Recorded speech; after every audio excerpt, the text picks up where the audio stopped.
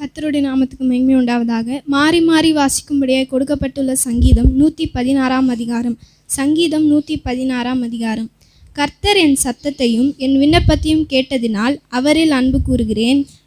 அவர் தமது செவியை எனக்கு மரணக்கட்டுகள் என்னை சுற்றி கொண்டது, பாதாள இடுக்கண்கள் என்னை பிடித்தது, இக்கட்டையும் சஞ்சலத்தையும் அடைந்தேன். அப்பொழுது நான் கர்த்தருடைய நாமத்தை தொழுது கொண்டு, கர்த்தாவே என் ஆத்துமாவே விடியும் என்று கெஞ்சினேன்.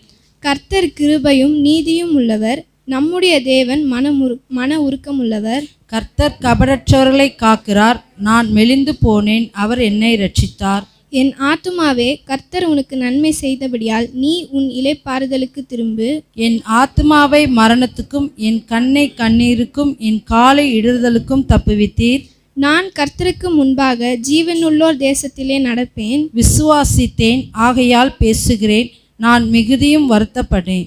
எந்த மனுஷனும் பொய்யன் என்று என் மனக்கலக்கத்திலே சொன்னேன். கர்த்தர் எனக்கு செய்த எல்லா உபகாரங்களுக்காகவும் அவருக்கு எண்ணத்தை செலுத்துவேன். ரட்சிப்பின் பாத்திரத்தை எடுத்துக்கொண்டு கர்த்தருடைய நாமத்தை தொழுது கொள்ளுவேன். நான் கர்த்தருக்கு செய்த பொருத்தனைகளை அவருடைய ஜனங்கள் எல்லாருக்கும் முன்பாகவும் செலுத்துவேன்.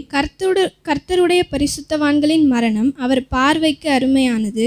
கர்த்தாவே, நான் உமது அடியேன், நான் உமது அடியாளின் புத்திரனும் உமது ஊழியக்காரனுமாய் இருக்கிறேன். என் கட்டுக்களை அவிழ்த்து விட்டீர்.